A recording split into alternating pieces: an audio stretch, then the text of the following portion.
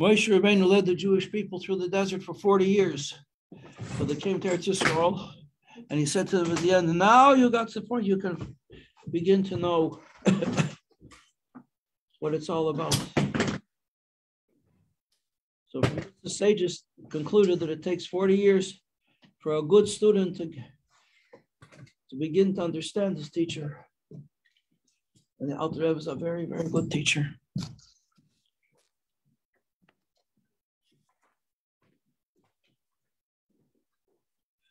Okay, we're learning chapter 10. Chapter 10 is about Tzaddikim. Until now, we've been learning a lot about the Yetzer Hara, how it makes problems for us, a real troublemaker. Now we turn our attention to the Yetzer, to the life of the Tzaddikim. And we said yesterday there are two levels of Tzaddikim: complete Tzaddikim and not yet complete Tzaddikim. As for the Tzaddikim, it says in Mishnah, and it's one of the 12 psukim that the Rebbe taught everybody should know by heart, that every single Jewish person is a tzaddik. V'amech kulam tzaddikim. You look around. Do you see tzaddikim? This teaches when you see another person, you have to look at them as a tzaddik, a righteous person. I have to look at you as a tzaddikas. Some of my friends call me a tzaddikas too, but they're just kidding. I'll never be a tzaddikas. Not in this incarnation. True. Yes, Liba. Sorry, I interrupted you. But I'm wondering, I guess you kind of answered the question when you just said that, but why are we learning about like Saddik when like none, I guess we're supposed to pretend that, we're supposed to call each other. The Rebbe says at one point that even though it seems very, very remote, but we have to keep trying. But ulai b'kol zeis, and then he says, ulai b'kol zeis, who knows? Maybe. There are two possibilities. Either you will get there yourself, or through the merits of your efforts, Hashem will decree that the neshama of a tzaddik will come and join itself onto you. And that's why it says, Yismachu tzaddikim, that tzaddikim should be righteous in the plural. And the Alter Rebbe says this means, because it's not just you, but also the additional neshama that you became connected with of a tzaddik. Like the Rebbe? No, not necessarily the Rebbe. We're all connected to the Rebbe.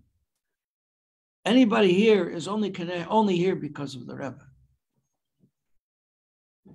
Not everybody realizes that when they first step into this class, but I hope that they don't leave without coming to the realization. Mm-hmm. We are all here because there was a rabbi in Brooklyn who thought about us. Somebody inspired you to go to the Chabad house in ASU? I went to, Who was it? That friend came over and said, come on, let's go Friday night. Okay? Mm-hmm. Didn't have to happen.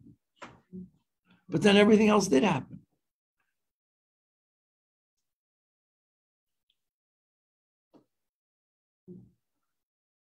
And retroactively, you can't say that this wasn't what they say, beshert. And not only was it beshert, but it was something that the Eibishter thought about before he even created the world. What's called mechashava keduma da'ak, the primeval thought of the Eibishter before creation. Of the highest level of thought of primeval man, spiritual man. Thought about you making your way to Chabad house. Was it inevitable? Did you not choose to do it yourself? Of course you chose to do it yourself. Free will is never taken away. Choice. It says Hashem creates man in the image, in his image. He is the epitome of free choice. So we always have free choice. Okay, we have Samantha Ruman is online. Good morning, Samantha Ruman. Good morning, Rabbi. See? I was right. So you should trust that every other things I say will be right. With the help of Hashem, they will be. Malka Lavana.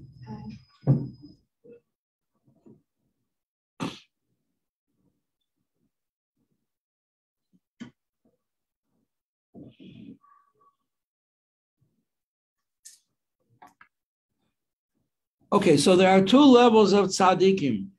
There's the complete tzaddik, and then there's a not yet complete tzaddik. And the complete tzaddik, we mentioned the names of a few of these outstanding personalities in the history of the world who were complete tzaddikim. King David, King Solomon, Joseph, the first Adam, Abraham, Isaac, Yitzchak, Moshe Rabbeinu, Rabbi Shimon Bar Yochai, Rabbi Yehuda Hanasi, Rabbi Meir Baal HaNes, great tzaddikim,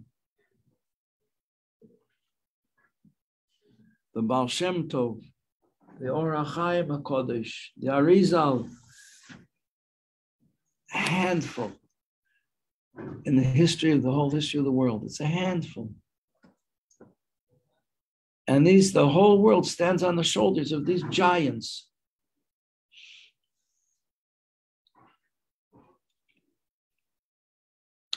And we have the privilege to have met them or to learn their teachings.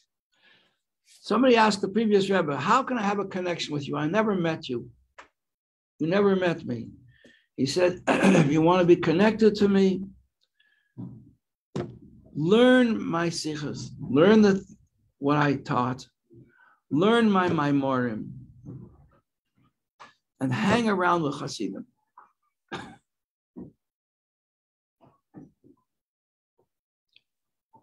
And that way you'll be connected to me, because I'm connected with them. So if you connect with them, you'll be connected with me too.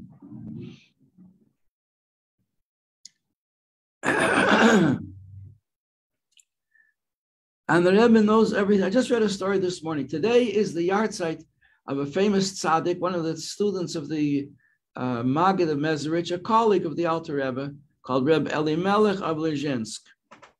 Reb Elimelech had a twin brother, not a twin, had a brother called Reb Zusha Anipol. If you turn to the first page of the Tanya, you'll see in the what's called the approbation. You know what an approbation is? It means these great righteous people approve of this book and give you permission to read it. So here's the approbation. On page 8, you see, the approbation is written, signed by Rebbe Meshulam Zusha of Anipoli, who calls himself Hakotan, the insignificant. Calls himself insignificant compared to the Alter Rebbe. Now, he is the brother of Reb Elimelech, whose yahrzeit is today, and he wrote down a wonderful book called Noyam Elimelech of teachings that he received from the Maggid, which he got from the Baal Shem Tov. So there was a misnagid, a person opposed to Hasidism, who saw his book, and he put it under the bench in shul and sat on it to show his disdain for the Hasidim and for Reb Elimelech in particular. His book is called Noyam Elimelech. Noyam. Noyam is also a Jewish name. The Noyam means the beauty, grace. Noyam. Anyway, says anybody goes to his caver and prays by his caver, they're guaranteed they won't leave the world without doing Chuba. You can go there now because the Iron Curtain was lifted. We can go there. I read anyway. So one time he met this misnagid, and he went over to this misnagid went over to the Alter Rebbe, met the Alter Rebbe, And he said, you heard about this? You heard about this book? Noam Elimelech, what do you think about it? And the Alter Rebbe said, I think that if you took this book and put it under your bench and sat on it, he wouldn't even take a miss. It's the same way. How did the Rebbe know that whole story? How do you know? The same way he knows you. Same way he knew that story, he knew you. He knows you. Story about Rabbi Elimelech, I don't know too much about him. I'm not one of those who came from him. Many Rebbeim came from him. His students also became Rebbeim. But I read a story, an extraordinary story about a Jew who was on one of the death marches at the end of World War II, when the Germans had all but lost, and they were just trying to kill as many Jews as possible. So they put them on a march of 500 miles with no food, no water, nothing.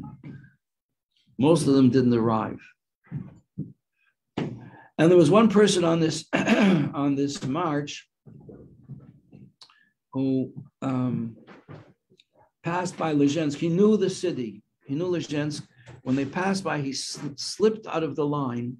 Because if you did that, the soldiers saw you, they just shot you on the spot. So you wonder, what's the difference if you get shot on the spot or you keep on marching in order to die in the march? But nobody wanted to get shot. So they stayed in the line. And he slipped out and he went to the resting place of Reb Elimelech, and he took a bit of soil. This was in the springtime. The war ended in May the 6th. The war was actually over. Germany was defeated. So it was, here again, he took a handful of earth from the cave of Rabbi Elimelech, and he prayed. He said, Rabbi Elimelech, please help me to get through this. And he held that bit of earth in his hand the whole way, and he survived the march. And afterwards survived many other miracles until the war was over. And when the war was over, so he went back to his home. There was no home left. The home had been destroyed. So he started making his way to the west with other refugees. But it was very dangerous because there were soldiers on the loose. You know, the war was over, but there were soldiers who were armed, and they didn't love Jews, and they could shoot a person and nobody would do anything to them. It's very, very dangerous. And there were many miracles that he experienced until finally he came to a safe place. And then he began to have this dream. He saw this person in a dream who said to him, you know, you have to return the earth to the grave site. He was afraid to make his way all the way back to Lezhensk. He understood what it meant. And the person in the dream, he had never seen Reb Elimelech. The person in the dream was a short person with a red hair, reddish beard. And that's according to the description of Reb Elimelech, what he was like. David HaMelech also was short with a reddish beard.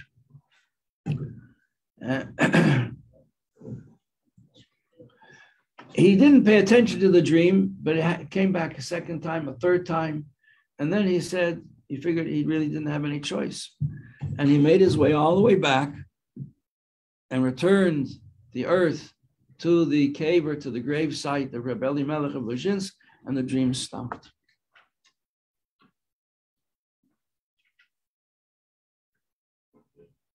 Another story the only other story that I know two more stories. I'll tell you two more stories. Tell you two stories. You want story? You like stories?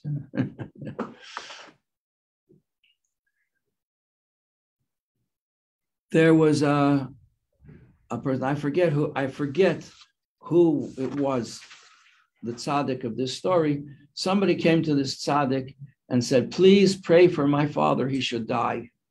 I said, what? My father is very sick. He's suffering a lot. He's been sick for a while, and he can't die. The doctor said there's no hope for him to live, and he just keeps on living and suffering. What did he do? He was a wagon driver. Did he do mitzvahs? No. Did he keep Shabbos? I don't know. Maybe no. He didn't do mitzvahs. He was a simple, unlearned person. He didn't know anything. And he didn't keep anything. He kept whatever he knew, but he didn't know much.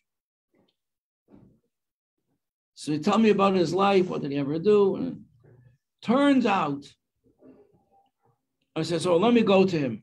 So I went to him. He asked him about his life, and he spoke to him. And he said, tell me about your life. You're a wagon driver. He said, did you ever take any distinguished rabbis in your wagon? He said, one time I took a certain rabbi, but really, I'm getting the story all mixed up because I forget the details. The kids they came to an inn, and the rabbi went with his followers to the shul, and they spent the day in shul, davening and verbringing. He says, and I just went to my room, and I had a little bit to eat, and I slept the whole Shabbos. I just slept the whole Shabbos. And when it came time to leave, I hitched up the horse. I'm ready to go. Nobody's around. I went looking for them. What happened to them? So I went looking for them, and they were all hooting. They were verbringing and dancing and singing, and the rabbi was standing on a chair and leading and everything. He says, what did the rabbi look like? So he said he was short. He had a red beard. He said, ha.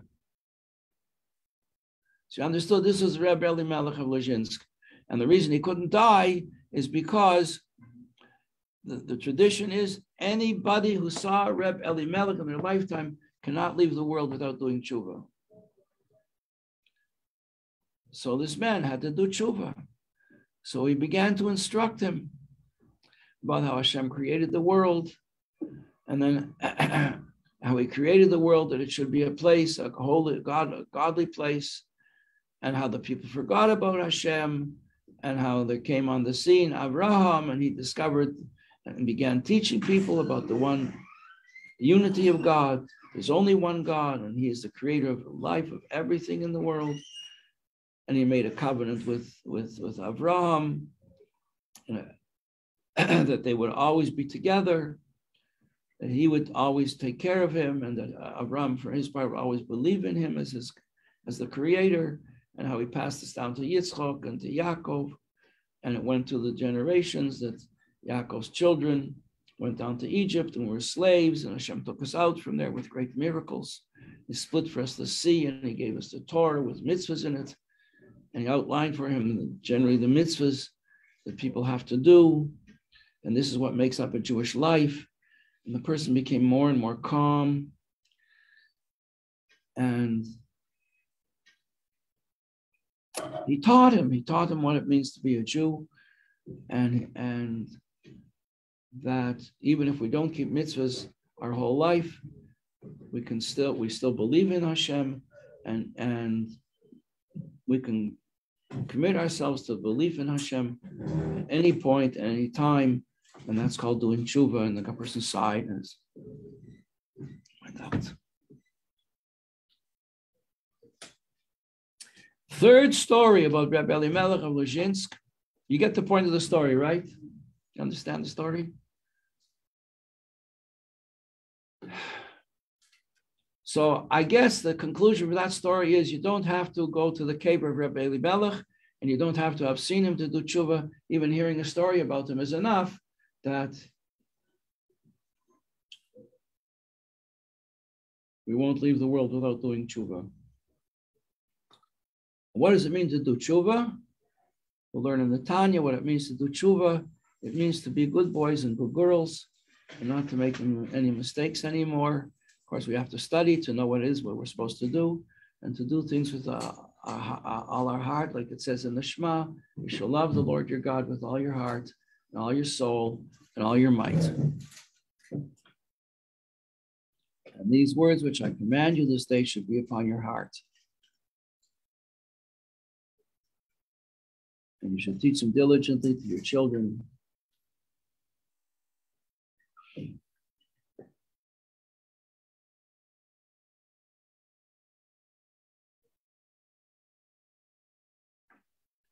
And speak about them when you're at home or when you go out somewhere. You lie down at night to go to sleep, or when you get up in the morning.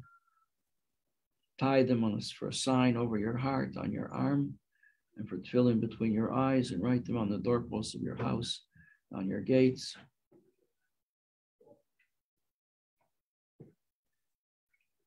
Another story, one day there was a person in Borough Park, went to shul, a young man in business, maybe reaching into his 40s. And there was another person davening in the shul every day. He came over to him, he says, what's with you today? You don't look your usual cheery self. He said, what can I tell you? I'm married for over 10 years and we have no children. And sometimes it gets to me and it makes me a little sad. We're never able to have children. He said, so you don't have children, so why don't you go to Rabbi Elimelech of Lezhinsk? He says, how can I go to Lezhinsk? He says, I'm a travel agent. I send tours. That's called Hashgacha Pratis. I arrange tours for people to go there, to go to the east, to visit the holy places, to go into the former communist bloc. He says, I couldn't afford that. I couldn't afford such a thing. So don't be upset. You know what? I'll send you. Go to Rabbi Elimelech of Lezhinsk, go to his caver, go to his gravesite, pray there and ask for a child. And when you have the child, let me know. I want to be the Saddik. It's a very big spliss to hold the child at a bris. He says, that'll be my payment. You'll make me the Saddik. And he sent him on the trip. A year later, he gets a phone call. Rebbe, do you remember me? I'm the guy you sent to, he says, two conditions. One is that I should be the Saddik, and the second condition is you should name the child after Rebbe Elimelech. You should give him a name, Rebbe Elimelech. He says, okay. You remember, what's the name of the book that it has his name on it? Called the Noyam Elimelech. It's a modern Israeli name. So anyway, calls me, he says, you remember me? You sent me to Lezhinsk. I should ask a blessing. My wife should have a child. And it was fulfilled. The blessing was fulfilled. My wife had a baby boy. And the bris is going to be in a few days' time. And I want to invite you to be the Saddik. He says, wow, that would be my honor. He says, yeah, but Rabbi, there's one condition. You said I have to call him by the name Elimelech. Yes, so what's the problem? He said, my wife wants a modern Israeli name. She doesn't like the name Elimelech. So he said, okay, what? You could give him two names. One of them should be Elimelech. What name does she want? What modern name does she like? He said, Noyam.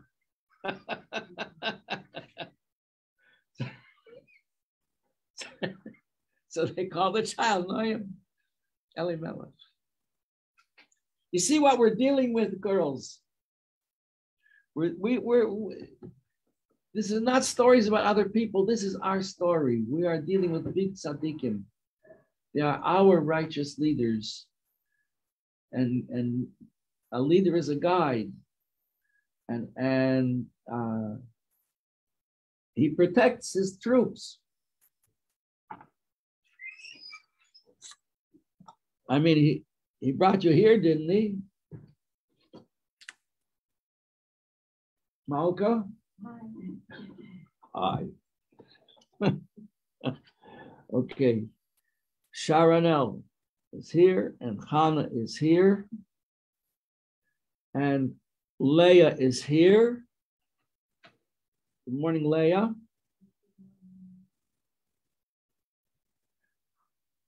And who are you? Oh, you were here last week. Chaya from Rhode Island.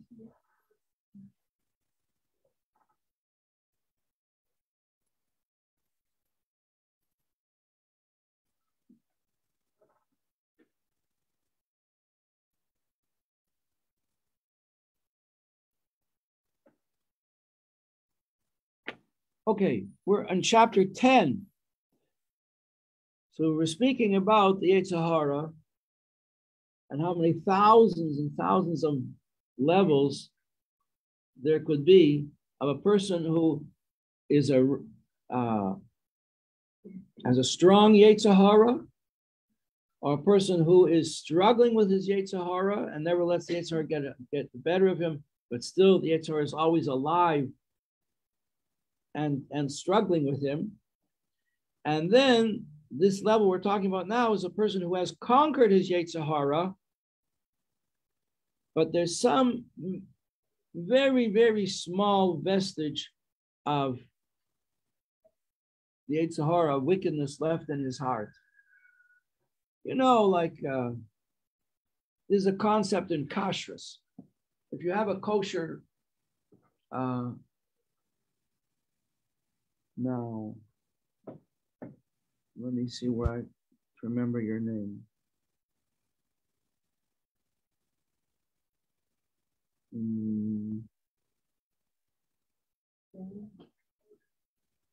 Karen, right? From Paris. Yes. When a person has a kosher meal, like a big chicken soup on the range, you can cook on your chicken soup. Big for the whole dorm. You don't like chicken soup? Mom, could you not like chicken soup? No, you said on the range. I was thinking home on the range. Oh, I'm not going to sing that. I said yesterday, I'm not going to sing Home on the Range. Right. No. And the range is also a stove with a fire. And just so happens somebody walks by with a cup of coffee with some milk in it. They say, no, don't bring that in here. This is the milk, this is the fleshik part of the kitchen. And it trips and some shoots up and spills. And a drop of this coffee with milk in it falls into the chicken soup. What are you going to do? Milk and meat. Well, not according to the Torah, but according to the rabbis, chicken is considered meat. So now the question is, do I have to throw out the whole pot of soup? And the answer is no, not necessarily. Depends. Where did that drop fall? Did it fall in the soup, or did it fall on a leg of chicken in the soup? Two different scenarios. If it fell into the soup and it's a big pot of soup, what are you supposed to do? You can't fish it out. It's impossible. You quickly take a spoon and stir it in. And we say it's overwhelmed in the majority, the larger quantity of soup. It loses its identity. Like a ray of sun in the sun has no more individual identity anymore. It's just part of the sun. So this drop just becomes part of the soup, and we have certain proportions. The sages originally said you get a person who's not Jewish to taste the soup. If he can taste milk, you have to throw it out. If he can't taste the milk, it's okay. It means it was absorbed. But I don't have a non-Jew around to taste my soup. So they said, okay, so if it's less than 1 part in 60, then you can say it's okay. Then there are other kinds of things where 1 part of 60 isn't enough. With truma, you need 1 part in 100.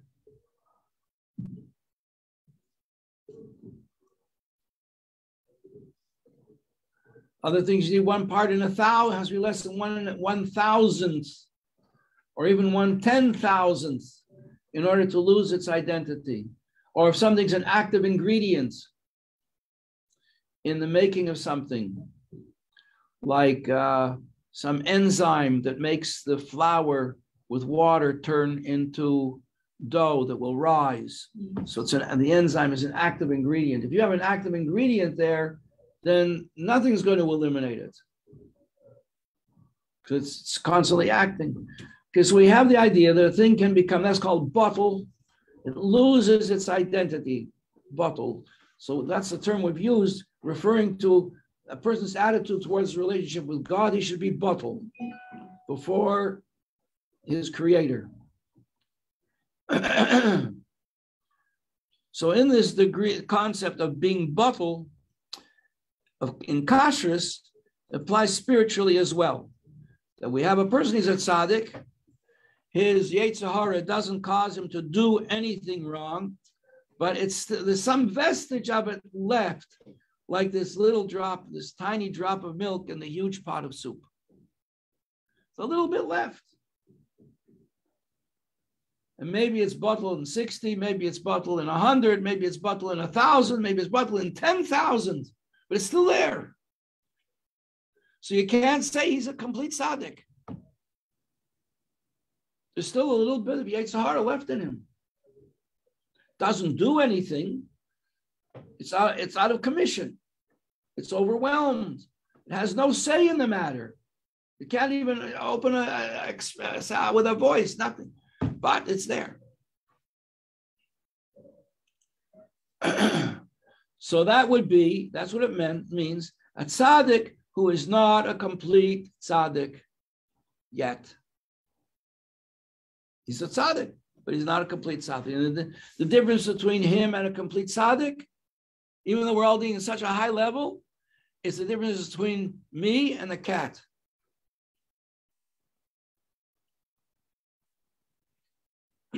Maybe even more. Because to get rid of that little bit,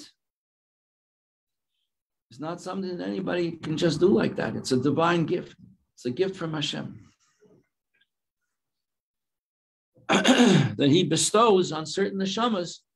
And the question is, do they get it before they're born, or do they get it along the way?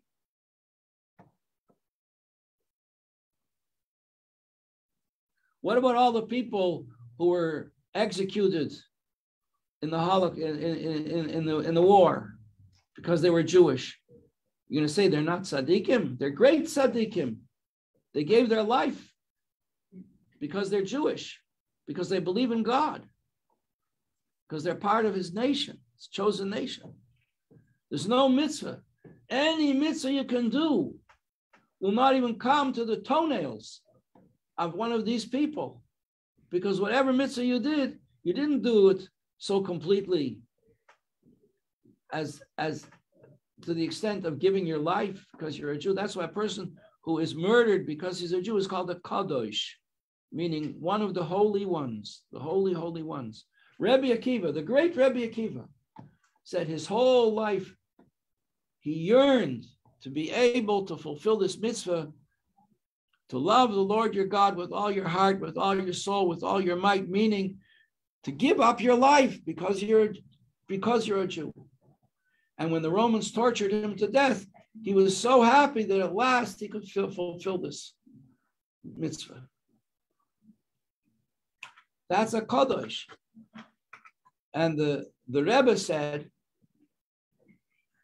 our Rebbe said about Avraham Avinu, the difference between him and Rabbi Akiva is that Rabbi Akiva he desired fervently with a passion to give his life sanctifying the name of God. And he says, Avraham Avinu was not like that. Avraham Avinu did not seek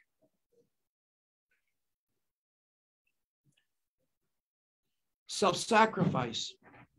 If self-sacrifice was necessary to proclaim the name of God, to spread the name of God, to spread the knowledge of God in the world, he would be prepared to do so, but he didn't seek it.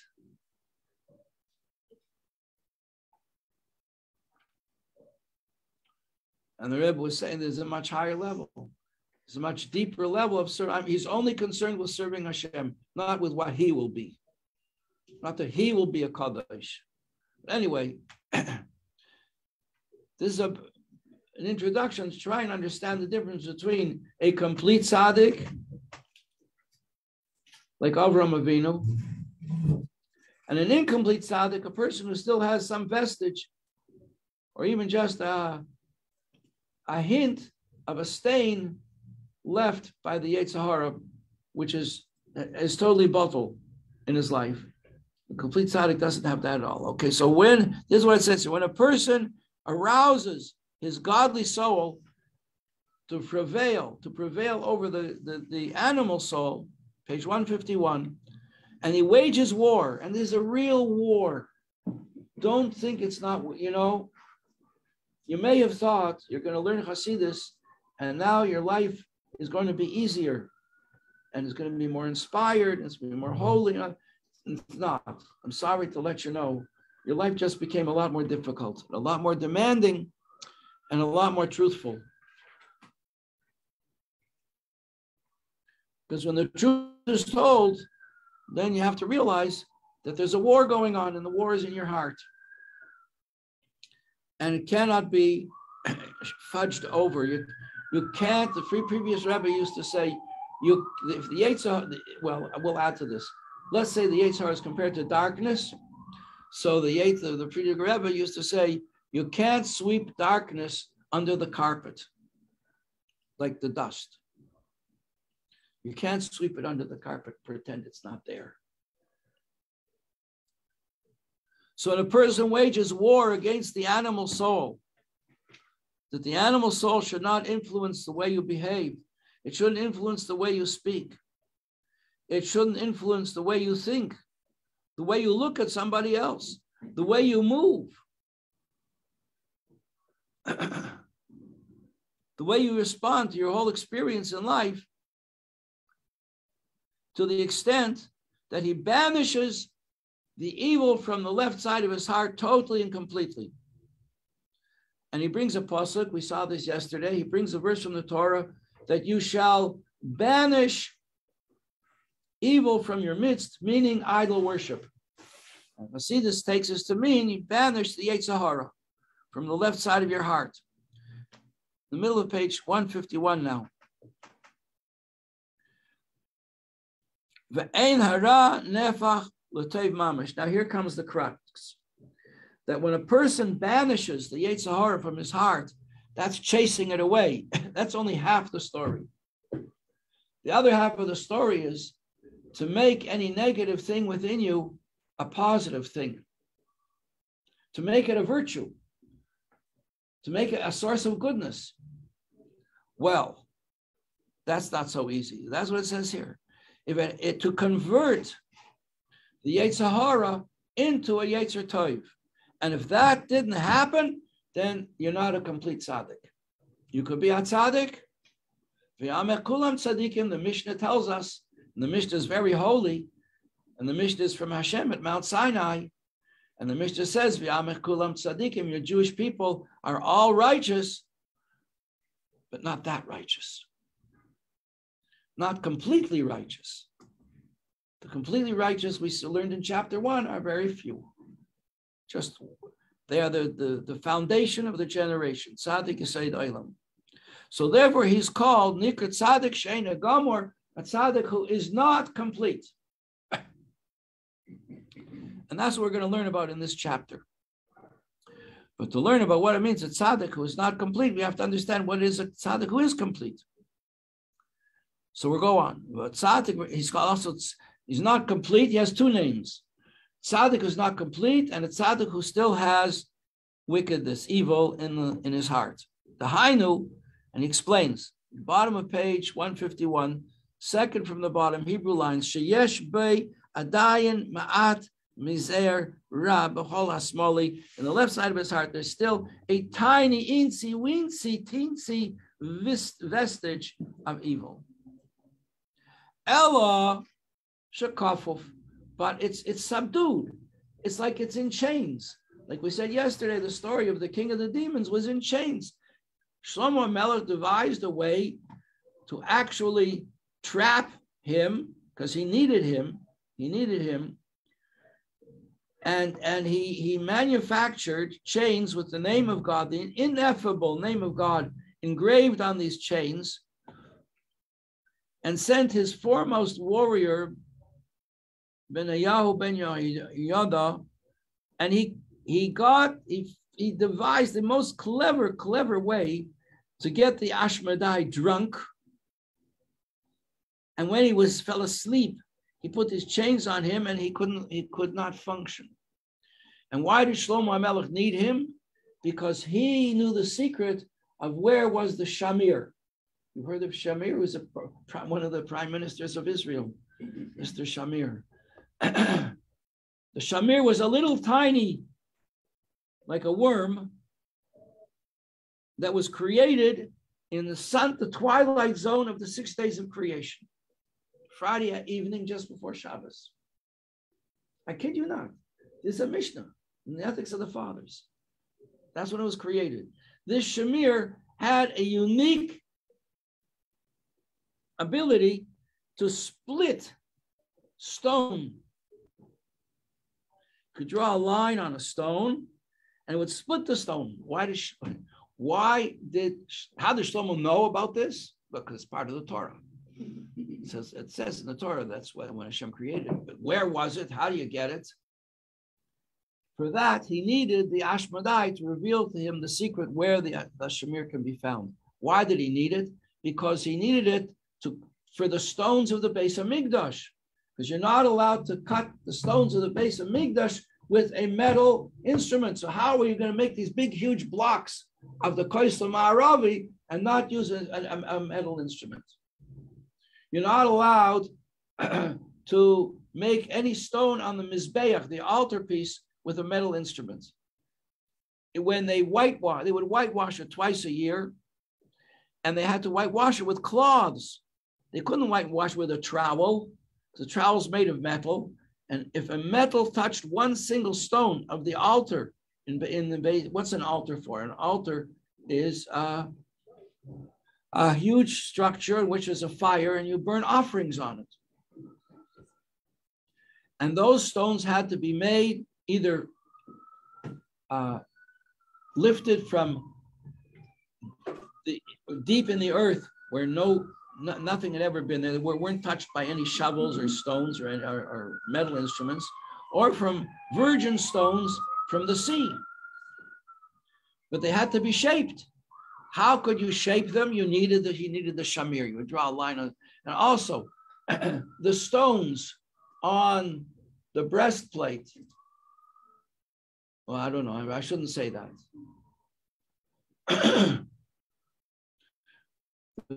That's why he needed the shamir.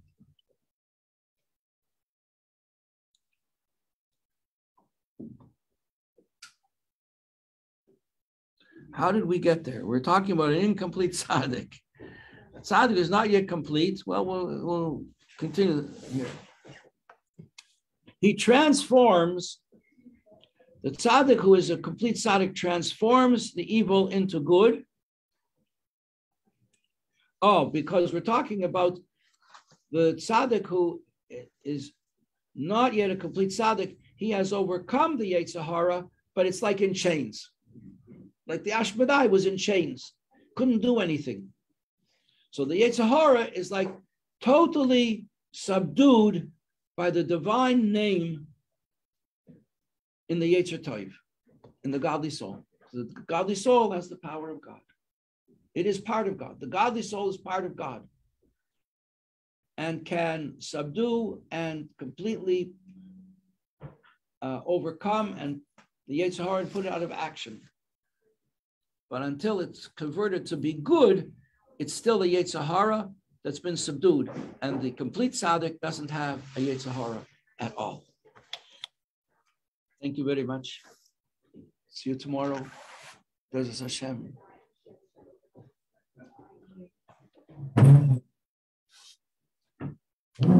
Hi, will you join us tomorrow?